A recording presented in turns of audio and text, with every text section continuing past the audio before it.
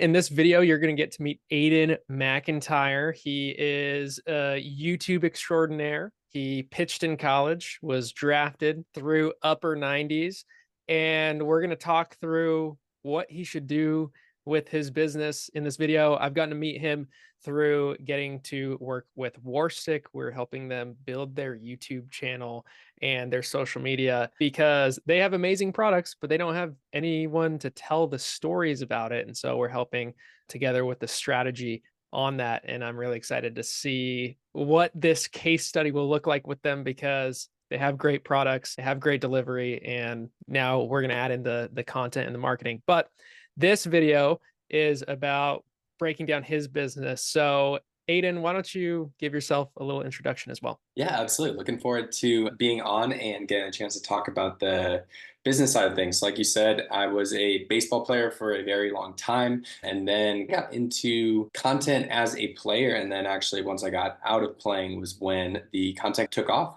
and has now put me in a position where content creation is my full-time job, as well as like working around YouTube strategy. And it's been a really great way to stay in baseball and also something that's definitely enjoyable to continue working at. Excited to talk more about how to, again, take an audience and be able to look at that from a business side of things. I love it. Okay, so here's what we're going to do. We're going to get right into basically a board session on my iPad. Basically, what we will do is really dive into where we're at, what our strengths are, all that kind of stuff. So, a few big things to think about. So, you have a YouTube already. What are you at follower wise on that YouTube? I believe right now it's at 171,000. The start of this year, it was at 7,000. Wow. Okay. So you've grown Yeah. 165,000. Okay. And now what's your main category? Because this is important when we think about the whole business. The main category right now would be more so baseball products and even, I guess, baseball. Would describe it as like almost like baseball kind of lifestyle. Okay. Awesome. And then on IG, what are you there? I believe around 37,000. Okay. So decent existing social. All right. More than decent. It's very good. So good job there. Now, as we've talked about this, right? One of the Mhm. things that you had said is you were like, I don't want to be an entertainer. I want to Mhm. be an educator. And what's the main issue that you're running into as this is the main thing that you're educating on or entertaining on a little bit too? It's both. Just being able to turn it into pretty much something that is making sure that YouTube isn't the end game and it's not like the final destination. So being able to provide value to players and parents beyond just the YouTube channel itself. So like we've talked about whether that is figuring out more so on the if it's actually like product side, if it's more so in a coaching side of things, what that like more so the business side of things looks like. So it's really building a creator business Yeah. on the back end of it. Yeah, That's because YouTube and like social media is amazing and it's a fantastic way to be able to provide value and grow an audience, but it's also wanting to be able to build something that YouTube can then feed as well. yeah, absolutely. Because if you have all this traffic that's not going anywhere, then you just get AdSense. And right, you were showing me some of the stuff, your stuff, because you have a lot of long form.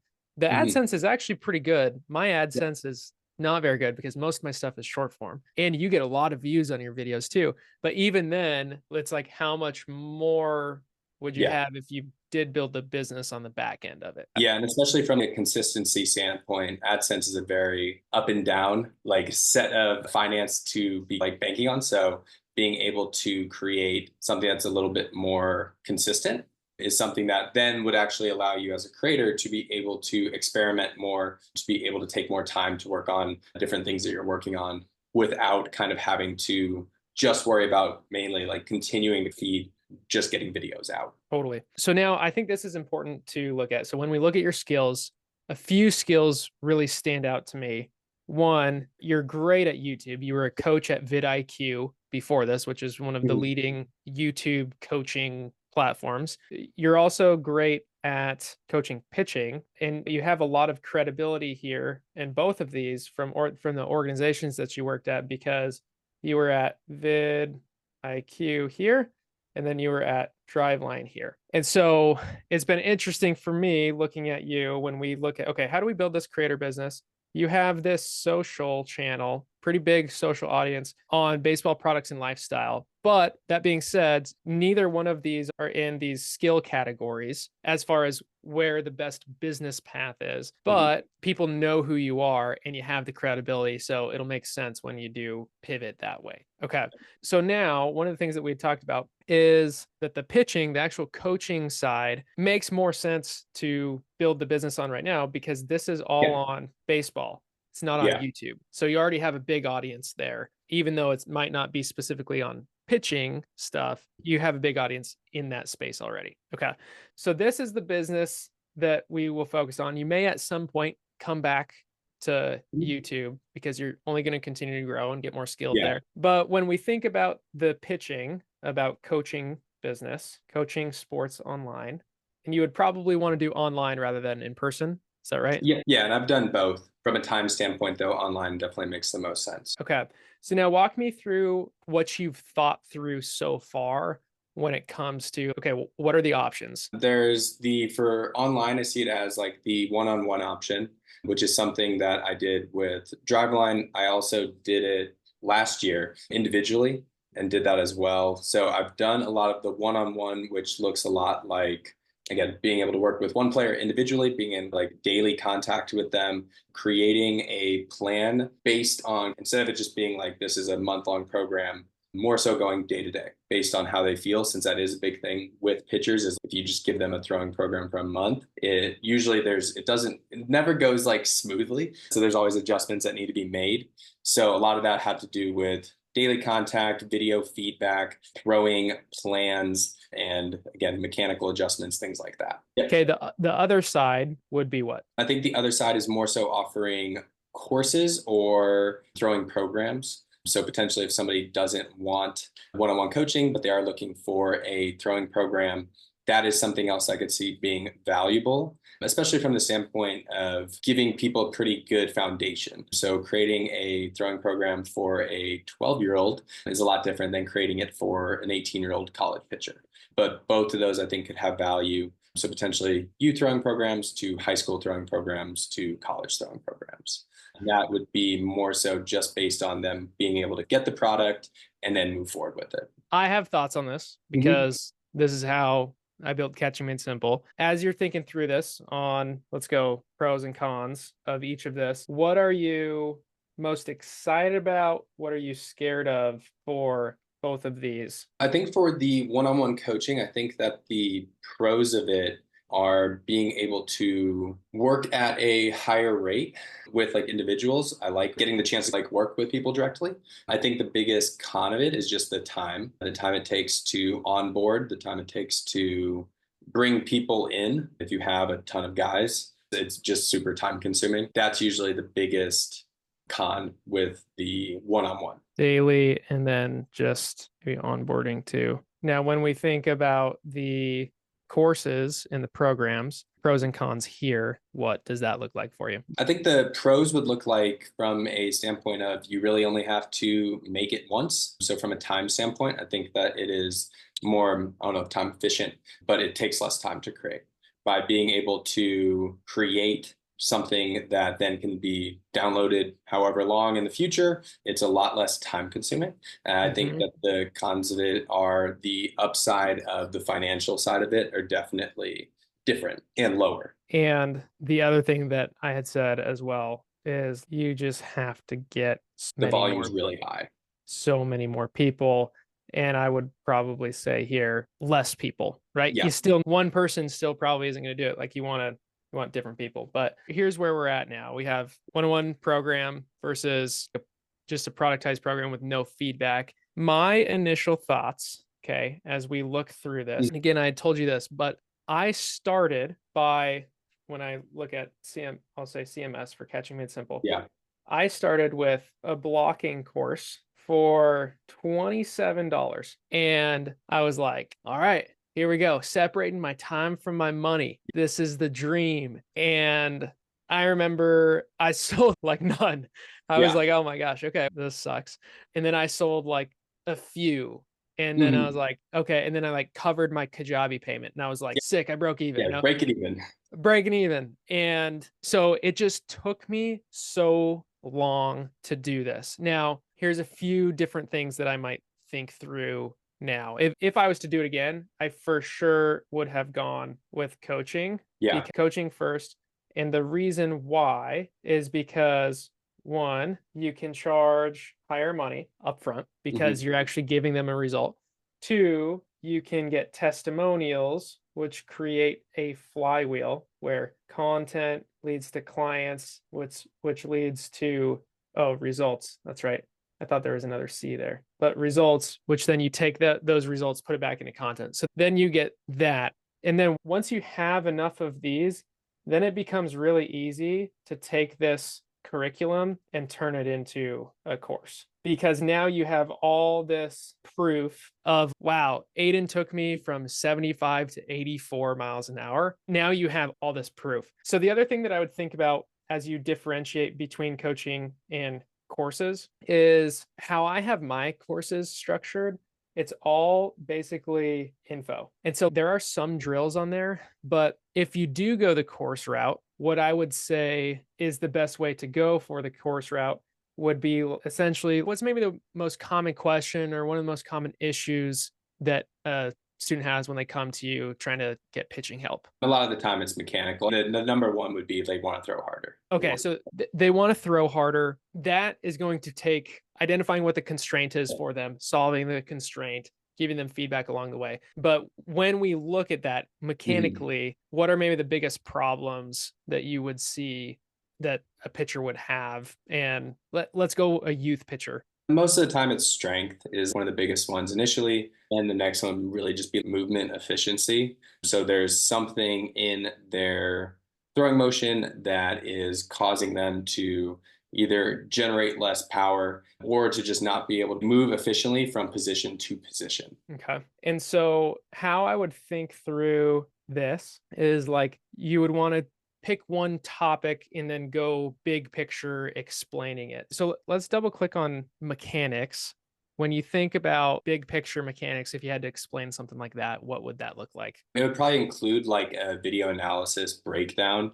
That would be Okay. What if so that's what the course, that's what the curriculum would be. potentially, I think that could be a part of it. Yeah, it would be like Okay. showing it, breaking down, and then talking about pretty much each segment of the throw. Okay. And what is each segment high level? A high level would be pretty much like getting into peak leg lift.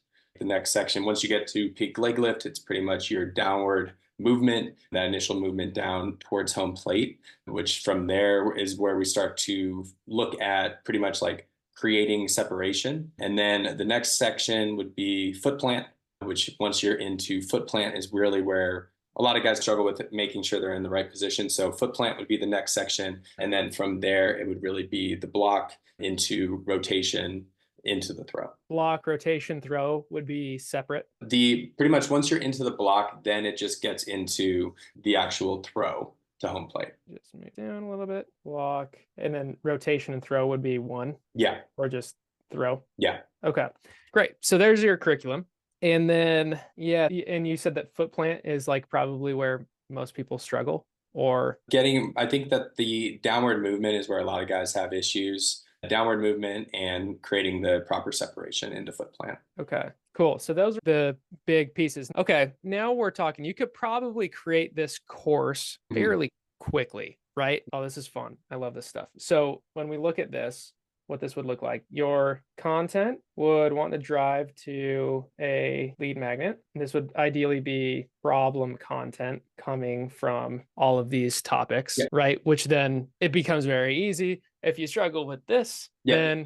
and then it's like, hey, by the way, check out my lead magnet, which then, if we look at your structure, goes into the course, which goes into coaching, right? Yeah. So ideally, this is one of the things that I've learned. You want them all to line up. You Okay. basically just want different access. So in coaching, it would be they would get access to you and they would get access to feedback Custom. plan. In course, they get access to info. And then for lead magnet, I would probably just take one of them and do it on that. Or if these are the three biggest problems, maybe you do it on downward movement, separation, and foot plant. And then you have a short video analysis review where you break down each of those things.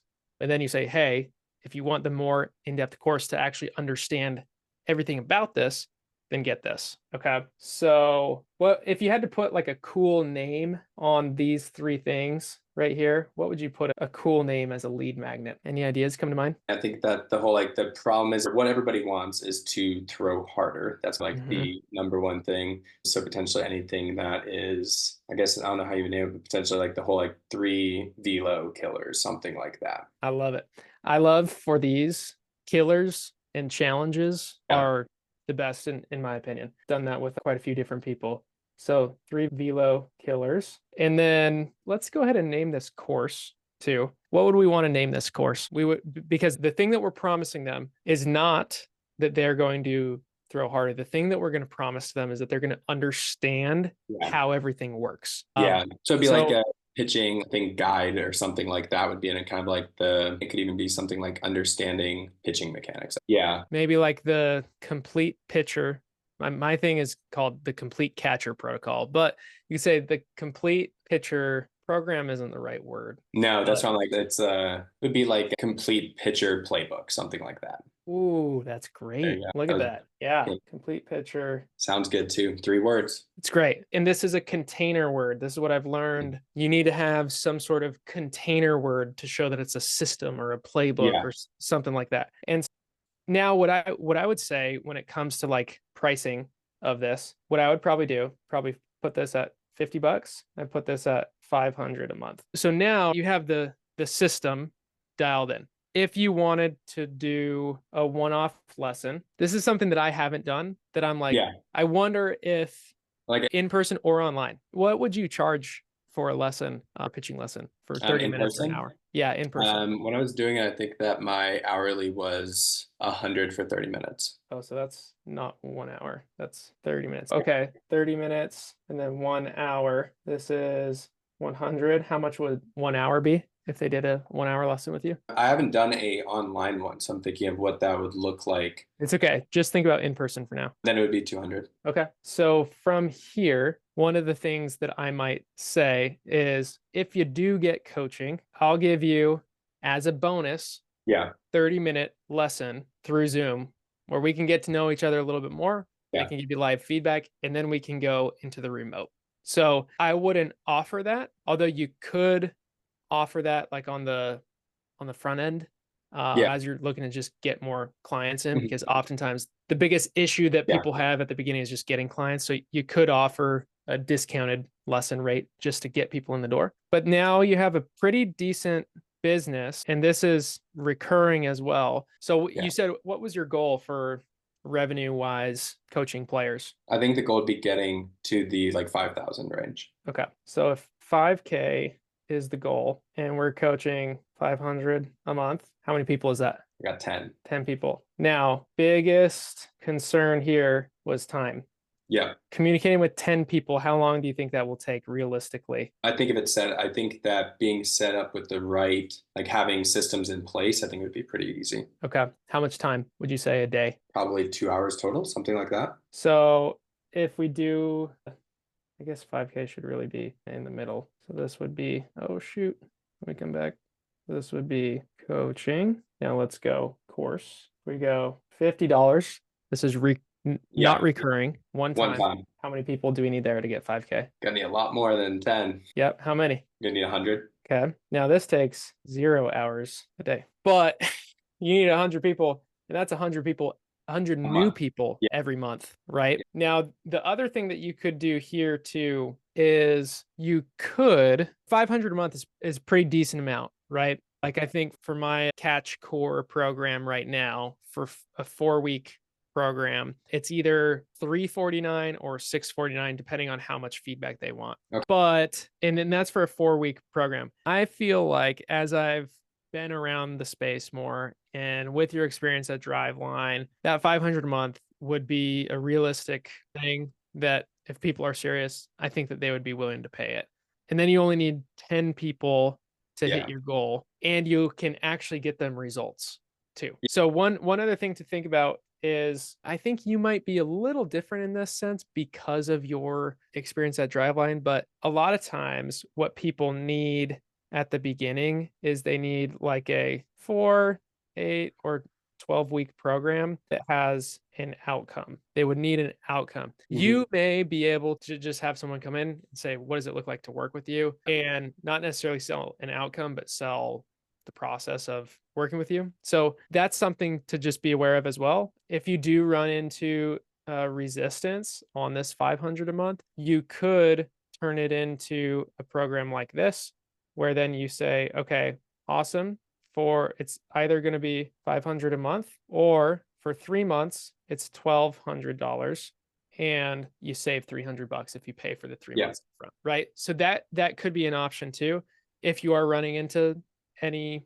issues on conversion or anything like that. Okay, so now we've talked through different options, how the structure could look like, what your funnel Yeah. could look like, and what the math would look like to hit your revenue goal. What else? First of all, what's going through your mind, and what other kind of questions do you have? I think that overall, like looking at it as a whole, I think that it makes sense going again into the coaching side of it. I think that one of the things I was running up against was the mainly like the time and setting it up. And then also, I think that by being able to offer the coaching and then being able to potentially build out more courses or more programming, that would be the more efficient way to go about it rather than starting with the courses and then going into the coaching. I agree. I wish I would have had someone tell me Yeah. that at the beginning, because I just spent so much time trying to sell a course when no one Yeah. trusted me, when I didn't have any like proof, even though the stuff that I Yeah. was sharing was good. It would have just been so much faster if I'd gone coaching Yeah. first. But the next thing that you have, sounds like in your brain, is like, how do I systematize this? How do I actually build this program? So that's the next big question for you. Give me your initial thoughts on that, of like, how do you think this is going to work? How are you going to talk to them? How are you going to give them video feedback? Where are they going to get the drills and the plan and stuff from? So let's talk through that. Yeah, I think that previously, kind of the way Driveline used like their own system, so all the communication was in like all of the training programs was in a certain system by using just pretty much like just text message. So by being able to stay in contact with people via text or Zoom calls for contact, and then that's also where I'll send programming and things like that, which are usually either created in a Google Doc or have videos attached to them. So that's how I've done it before. And then for video feedback, how'd you do that? For the video feedback, I used an app and pretty much had it would be like the pitcher's mechanics, their video slowed down, where I'd be able to do a voiceover of it showing the mechanical movements as they're going through it, being able to circle certain things. I forget the name of the app that I used for that, but that was what I used. So it was pretty much a video of them slowed down with a voiceover over it. Awesome. And then for communication, you'd said you'd done text. Would you probably do that, or there? I would potentially, it depends on the age range too. If it's ideally Slack would work well, but that's usually for like more so college age players. I think that a lot of the time, if you're communicating with younger players or parents, then usually text messages kind of work best, is what I've, at least from my experience. So here's the big question. How is this system going to work? Really, it's the fulfillment. So Yeah. how am I going to set this up? So one, it doesn't take a ton of my time. Two, it's still customizable to the athlete, and they're working on the right things so that they get the Yeah. results. So it sounds like you have either Google Doc, you could also do Google Sheet. Google Um, Sheets is what we would do for throwing programs usually. yeah, because then you can throw stuff in there. If Yep. you wanted to get fancier, you could do, for example, I know a lot of people that use like Trainerize. That's an app Okay. that you could assign drills and stuff in there, but you could very easily do it simple like this. Yeah. I would probably use OnForm for video feedback, and then I would probably put the communication in OnForm as well, right? You could do Slack, you could do text, but OnForm is a great messaging app. Okay. And there's a group feature as well. So if you're reviewing videos and you do a really good breakdown Yeah. on a guy he's totally doing the same thing that everyone else is doing, Yeah. To be you can just shared. take that video, share it to the whole group. Okay. So I'm a really big fan of that. That's how I run Catching Made Simple. My Okay. plan in my drills is more productized. So it's Yeah. just in a course in Kajabi. But if you have the drills and a Google Sheet, and then you just have a new tab for another Yeah. guy, you can just copy paste them in there. That would probably be the easiest. And then I would also encourage you to do a group call once a week Okay. where you hop on Zoom for an hour.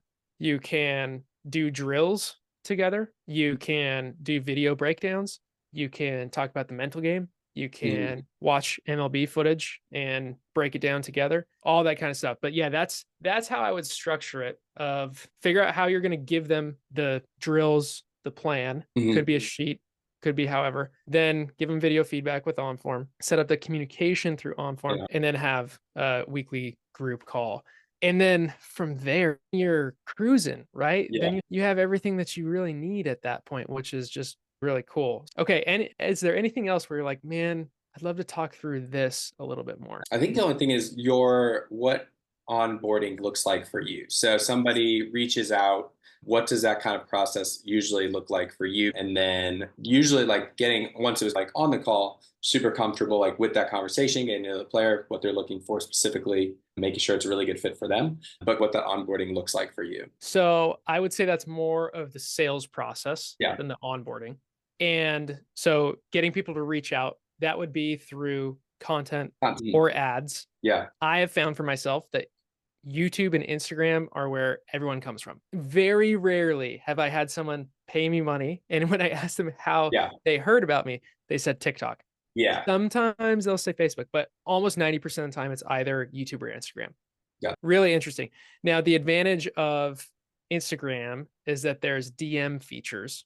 So you can have a mini chat or a high level or something like that, have that tie all together. Because a lot of times people just want to know that they're talking to a real person before they spend money. They're like, let me just make sure that my money Mhm. doesn't just go into the void. Now, at the same time, I've had a lot of people buy my $649 program and never talk to me. Yeah.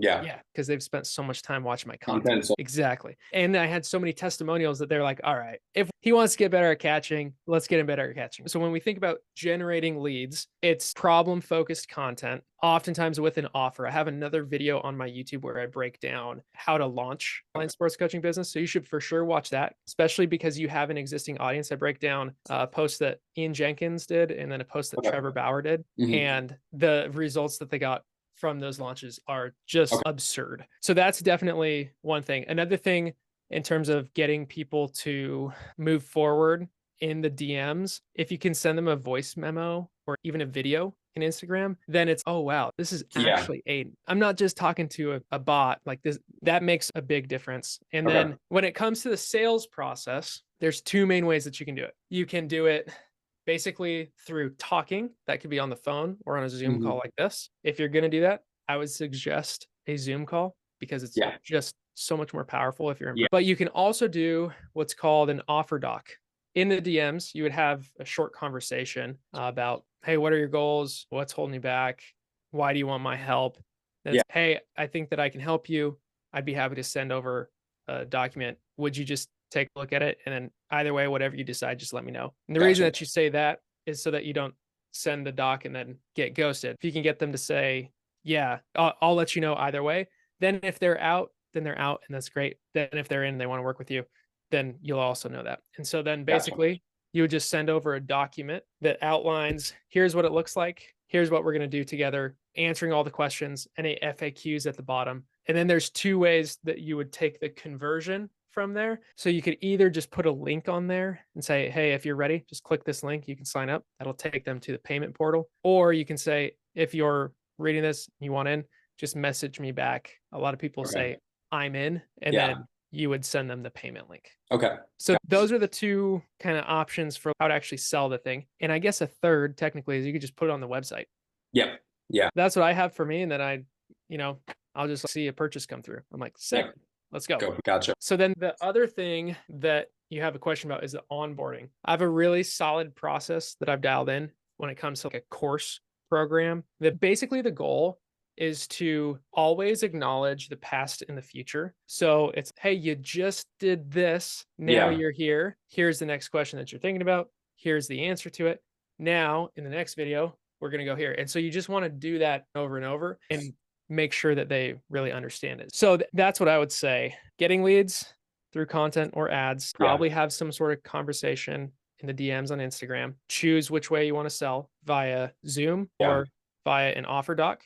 And then if they have an offer doc, one of the things that you'll do when they sign up, then it will give them access to the course that will take them through the onboarding. And then in there, if you sell through a doc for sure, then you would have an onboarding 30-minute call. And Okay. so that would be like That initial. the initial. So then that can help to prevent the having to get on a ton of Zoom calls without closing any business. But it may also make it a little bit harder to sell at the same time. Yeah. So you just got to figure out what you want. Okay. Yeah. No, I think that sounds great. I think that figuring out like the best way of setting up the systems, getting the systems in place, and then just being able to get better at the systems and better at the process of it was cool to actually see again how you would take it from what it is right now from an audience standpoint and how to more so shift that into an actual business. Yeah. And then what I would say, so I built all of Catching Made Simple on Kajabi, Mm. and I've been building 100K Sports Coach on High Level, which is white Yeah. labeled with my buddy's software called Velocity. I think hearing you talk about this, I would steer you towards Kajabi. Okay. Reason why is because it's a very simple. I Mm. think Kajabi's simpler to use than High Level. High Level is more advanced, but you're trying to keep it pretty small, and Yeah. eventually you want to sell more courses. And I think Kajabi is and probably always will be the best course platform. Okay. Kajabi also offers email lists as well, It is just came out another with aspect of that. Yeah. newsletters. Like they're coming out with a bunch of good stuff. Dude, this is what's so crazy. All of these like Yeah. online education businesses, dude, they're all just copying each other, like Yeah. best practices. They almost all have all the features now, Uh-huh.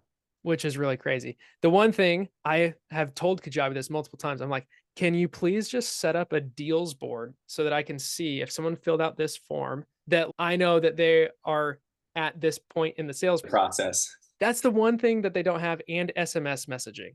And they were like, you can use Zapier and Twilio. And I'm like, just It'd be a little easier. just integrate it for us. So, anyways, that's my two complaints on Kajabi. I would set it up there. What domain would you do this on? Potentially would be like Aiden McIntyre pitching. Might be separate from just like AidenMcIntyre.com. I would agree with that. Yeah. Yeah, Aiden McIntyre pitching, or Okay. maybe even just McIntyre pitching. Shorter you can make it, the better. Catching Made Yeah. Simple. It's 3 words. I would have it separate on a pitching specific website. Then I would have your homepage. Your homepage should have your lead magnet all throughout there. Then it should also have your coaching and course options. Okay. But the main goal of the homepage is to drive to the lead magnet. Then you Yep. should also have the lead magnet as a separate landing page with a funnel. And then after they opt in to the lead magnet, you should give them what's called a one-time offer, Okay. which is like a discounted rate on the course. Hey, since you just opted in, I want to give you X% off of the course. Then you have email sequences that eventually send them to your coaching program landing page. Okay. Then you can have the conversion process from there. Gotcha. Yeah, I think that the past times I've done it, it's just ended up being more time spent because I don't think I had the correct systems in place for getting enough leads and then being able to, it wasn't necessarily too much of an issue of actually converting the leads. The biggest issue was just A, getting enough leads, and then from there, having the right system set up to be able to bring people in and have the system set up so where it wasn't as much of a time trade-off. Totally. Totally. Okay. I don't know if you have a Kajabi trial, but I'm going to say this so that everyone else that they watch it. If you do want a free trial on Kajabi, go to angebourgeois.com/Kajabi and it should be there.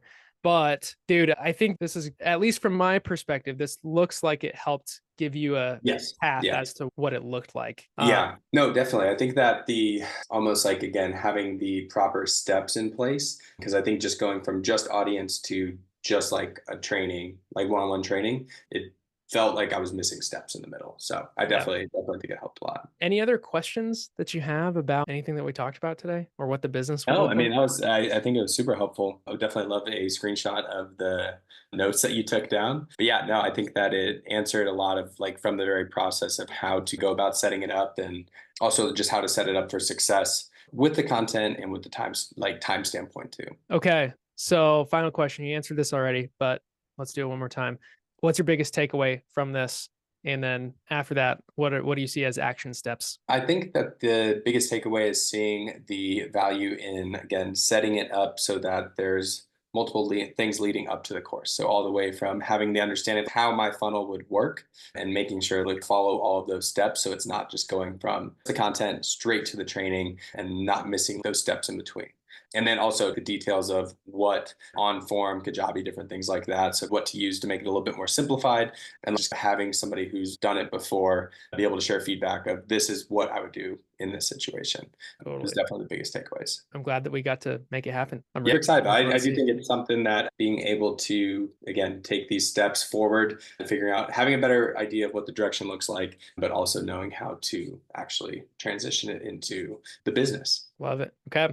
If you get stuck, let me know. Yeah. I'm rooting for you. I think that you're going to help a lot of people because you're in front of a lot of people right now. And now you're going to start really helping them understand the Mhm. big picture of how everything fits together. And I think that you're going to also be able to build a business that you love, that people love paying you for the value, and that you love working in because it's not going to take so Yeah. much time. Yeah. No, absolutely. I'm super excited about it. I appreciate your time with it, and I'm excited to get started on it. Let's go. Awesome stuff, dude. All right, I'll see you in the next one. Awesome. I'll see you soon. Peace. Later.